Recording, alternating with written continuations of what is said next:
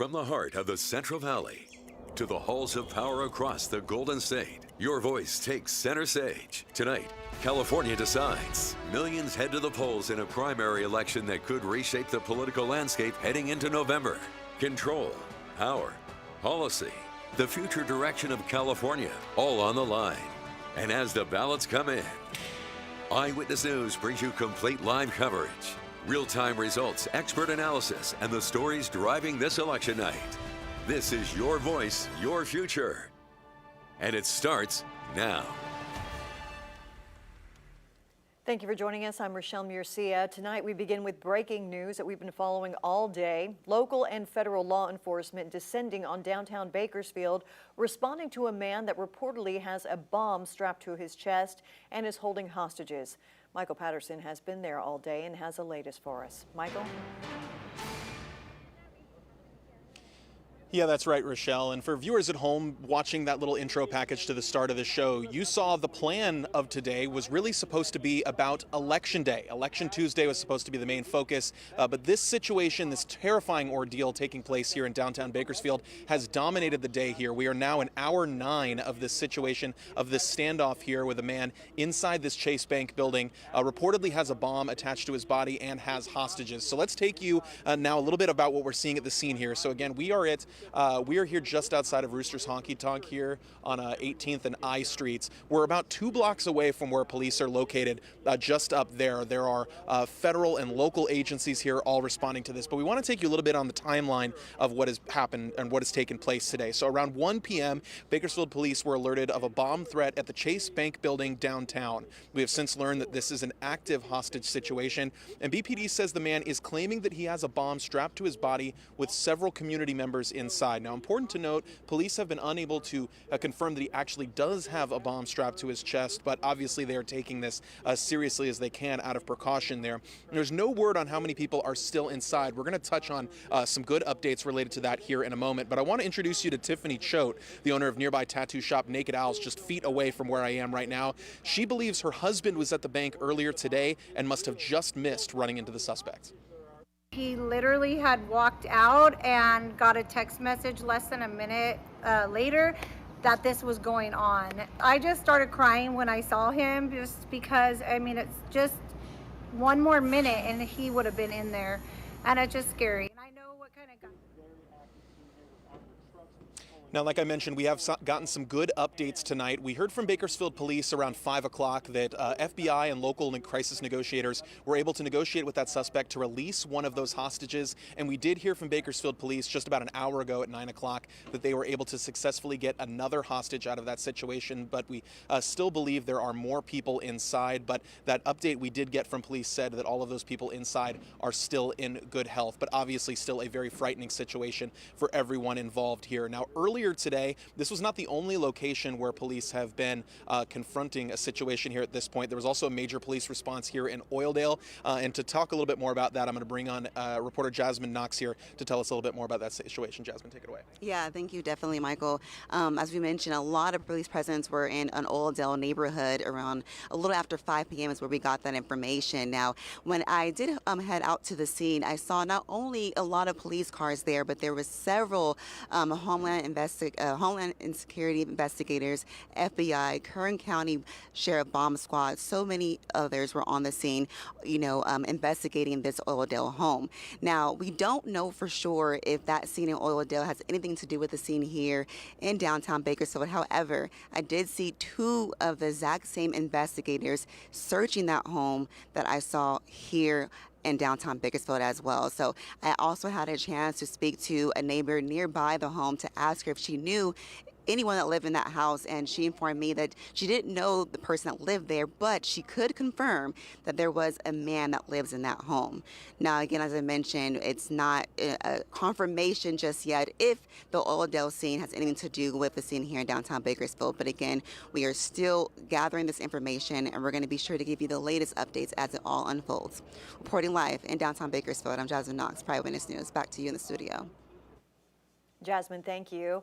And as voters headed to the polls, many also plan to attend watch parties hosted by local candidates.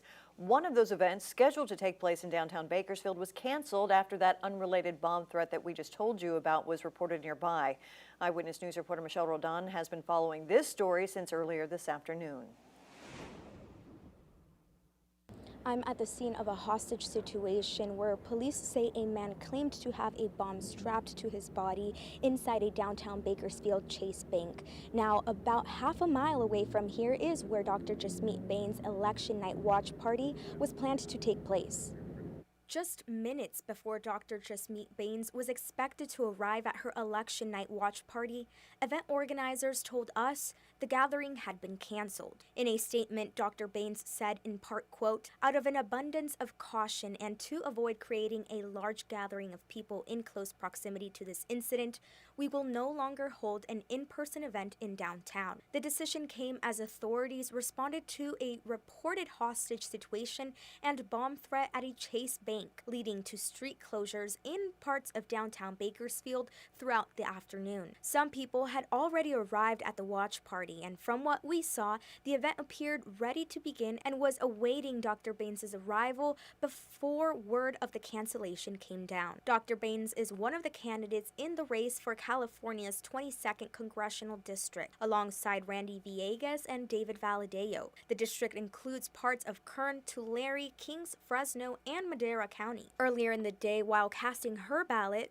Dr. Bains told Eyewitness News she never expected to run for Congress, but said the opportunity came at a time when she believed so much is at stake. I'm excited for everybody else that's running for office as well. It is a true honor to be able to run for office. It's a true honor to be the daughter of an immigrant that came here alone and to be on the ballot.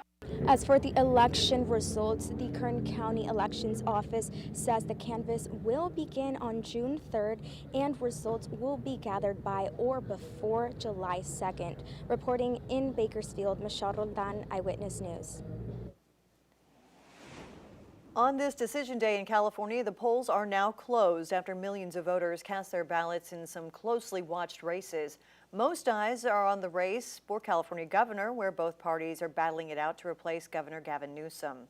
Eyewitness News reporter Jake Schreiner has been following the governor's race for months, sitting down one-on-one with the candidates along the way. He joins us live tonight with the latest on where that race stands. Jake?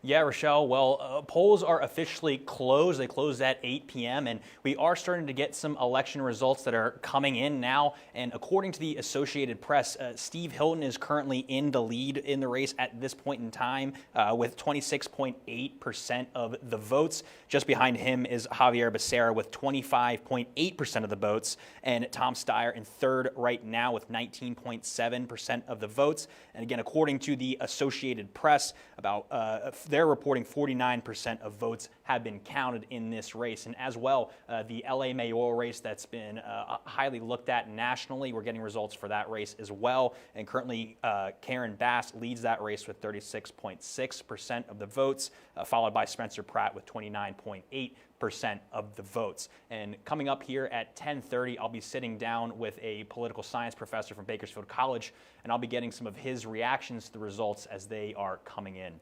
Rochelle, I'll send things back over to you. Reporting live in studio, Jake Schreiner, Eyewitness News. All right, Jake, looking forward to that. And we're also keeping an eye on other key races, including the Los Angeles mayor's race. Karen Bass, the incumbent, in the lead right now. Spencer Pratt, he's Republican and he's a former TV reality star, has 30% of the votes at this hour. Nithya Raman, an LA City Councilwoman, is coming in third right now at 21% of the votes. Secretary of State's race, Shirley Weber, is in the lead right now with 56% of the votes, with Donald Wagner falling behind there at 40% of the votes. The race for Attorney General, Rob Bonta, is currently in the lead with 54% of the votes. Michael Gates, right there in the middle, 42% of the votes, and Marjorie Mickles has 5% of the votes. And new results show Central Valley Republican Vince Vaughn has advanced to the general election for the U.S. House in California's 20th Congressional District. And to find all of our election coverage, search Bakersfield Now in your web browser. Visit our homepage and click on the news section on the left side of the screen. Then scroll down and you'll find the election coverage tab. From there, you'll be able to watch all of the latest election-related stories. And coming up here on Eyewitness News at 10, a former top Kern County prosecutor finding himself on the wrong side of the law, now facing DUI charges. Tonight, we have new details on the arrest coming up. And later, his music silenced. A Grammy-winning singer legend has died. A look back at his legacy from his iconic voice behind some of the love songs.